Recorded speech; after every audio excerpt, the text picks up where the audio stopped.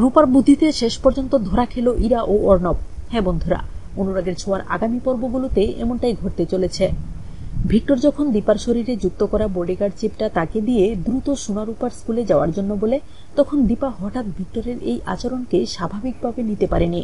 কিন্তু ভিক্টর যখন দীপাকে বলে সে যা খারাপ হওয়ার তা তো হয়েই গেছে, কিন্তু এই পরিবারটা ধ্বংস হয়ে গেলে তো তারও মাথা গোজার আর কোনো জায়গা থাকবে না।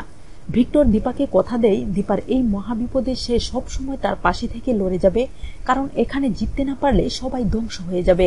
একথা শুনে দীপা ভিক্টরকে বলে, সত্যি যদি তুমি আমার পাশে থাকো তাহলে এই বডিগার্ড চিপটাই তোমাকে রাখি হিসেবে পড়ালাম। দীপা প্রতিজ্ঞা করে সেও দিদি হিসেবে যে কোনো বিপদে ভিক্টরের পাশে থাকবে। এই বলে সূর্যকে ভিক্টরের কাছে রেখে দীপা স্কুলের উদ্দেশ্যে রওনা দেয়। লাবণ্য সহ সবাই যখন চিন্তায় ছিল ইরা ও অর্ণবকে ফাঁকি দিয়ে দীপা স্কুলে আসতে পারবে কিনা, ঠিক তখনই দীপা এসে হাজির হয়। এরপর সোনারূপাকে ক্লাসে রেখে সবাই অফিস রুমে চলে যায়। এদিকে অর্ণব সোনারূপাকে কিডন্যাপ করার জন্য দারোয়ানের বেশে সোনারূপার ক্লাসে ঢুকে। এরপর সোনারূপাকে বলতে থাকে যে তাদের প্রিন্সিপাল ম্যাম তাদেরকে ডাকছে। সোনারূপা যখন কিছুতেই বিশ্বাস করতে চাইছিল না, তখন অর্ণব স্লিপ দেখিয়ে বলে এটা তাদের ম্যামই দিয়েছে। সোনারূপা তা বিশ্বাস করে এবং ক্লাস থেকে বের হয়ে যায়। এরা যখন অফিস রুমে গিয়ে সোনারূপার মা হিসেবে পরিচয় দিতে যায়, তখন দীপা বলে ওদের মা আছে এবং মা তাদের সব সময় পাশেই থাকবে। এরপর প্রিন্সিপাল ম্যাম ইরাকে স্কুল থেকে বের করে দেয়। আসলে দীপা সহ সবাইকে ব্যস্ত রাখাই ছিল ইরার মূল উদ্দেশ্য, যাতে অর্ণব খুব সহজে সোনারূপাকে কিডন্যাপ করতে পারে। এরপর দারোয়ান বেশে অর্ণব যখন সোনারূপাকে অফিসের বদলে রাস্তায় নিয়ে আসে, তখন রূপার মনে সন্দেহ জাগে। কিন্তু চতুর অর্ণব বলে, দেখো তোমাদের মা গাড়িতে বসে অপেক্ষা করছে। সোনারূপা যখন দেখে তাদের মায়ের মতোই শাড়ি পরে একজন মহিলা গাড়িতে বসে আছে, তখন তারা কাছে গিয়ে দেখে এটা তাদের মা না, তাদের বাড়িতে আসা অর্ণবের কথিত বউ। সোনারূপা কিছু বুঝার আগেই তাদেরকে গাড়িতে তুলে অজ্ঞান করে ফেলা হয়। এদিকে দীপা সহ সবাই ক্লাসরুমে এসে দেখে সেখানে সোনারূপা নেই। শিক্ষার্থীদের জিজ্ঞাসা করতেই বলে দারোয়ান এসে তাদের প্রিন্সিপালের রুমে নিয়ে গেছে। একথা শুনে দীপা চমকে যায় এবং দ্রুত স্কুলের বাইরে এসে দেখে গাড়িটি দাঁড়ানো এবং সিকিউরিটি গার্ড গাড়িতে বসে আছে।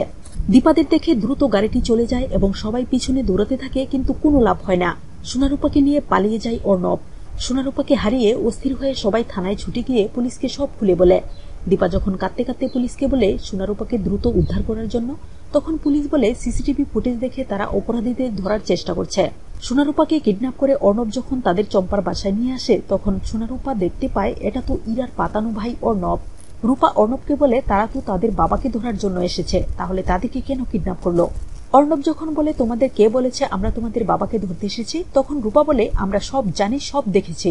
রূপা সোনাকে বলে এই অবস্থাতেও তারা কোনো ভয় পাবে না। এই সময় চম্পা সোনারূপার সামনে আসে। সোনারূপাকে দেখে খুবই খুশি হয় চম্পা। সোনা যখন চম্পাকে অনুরোধ করে তাদের ছেড়ে দেওয়ার জন্য, কারণ মায়ের কথা তাদের খুব মনে পড়ছে, তখন চম্পা হাসতে হাসতে বলে তোরা তোদের মা বাবাকে আর খুঁজে পাবি না। এদিকে পুলিশ যখন একটা নির্দিষ্ট পয়েন্টের পর সোনারূপাকে নিয়ে পালিয়ে যাওয়া গাড়িটিকে ট্র্যাক করতে পারে না, তখন সবাই খুব হতাশ হয়ে যায়। দীপা লাবণ্যকে দ্রুত বাড়ি যাওয়ার জন্য বলে, কারণ সূর্যরও যে কোনো মুহূর্তে বিপদ আসতে পারে। লাবণ্য চলে যাওয়ার পর পুলিশ বলে সব জায়গায় চেকপোস্ট বসানো হয়েছে এবং তারা সোনারূপাকে উদ্ধার করবেই। এদিকে চম্পা যখন তার আস্তানায় থাকা অন্য মেয়েদের সোনারূপাকে নিয়ে যাওয়ার জন্য বলে, তখন একটি মেয়ে এসে যখন সোনারূপাকে দেখে তখন তার খুব মায়া হয়। সে চম্পাকে বলে এত ছোট মেয়েদের এখানে নিয়ে আসাটা উচিত হয়নি। একথা শোনার পরই চম্পা মেয়েটির গালে চর বসিয়ে দেয়। এটা দেখে রূপা মনে মনে বলে, যাক, একজনকে তো পাওয়া গেল যে তাদের প্রতি একটু সহানুভূতি দেখিয়েছে। রূপা সিদ্ধান্ত নেই এই মেয়েটির কাছ থেকেই সে বর্তমানে কোথায় আছে তা জানতে পারবে এবং তাদের মাকে জানাতে পারবে তাদের বর্তমান অবস্থান। সোনারূপা যখন উপরে যায়, তখন কৌশলে যে মেয়েকে চম্পা চর মেরেছিল তার কাছে গিয়ে পুরো ঘটনা খুলে বলে এবং তাকে বলে সে যেন তার ফোন থেকে তাদের মাকে ফোন করে জানিয়ে দেয় তারা এখন কোথায় আছে। মেয়েটি ভাবে তাকেও তো একইভাবে এখানে কিডন্যাপ করে আনা হয়েছিল। তার জীবনটা নষ্ট হয়ে গেলেও সে চায় না সোনারূপার মতো এত ছোট দুটি মেয়ের জীবন ধ্বংস হয়ে যাক।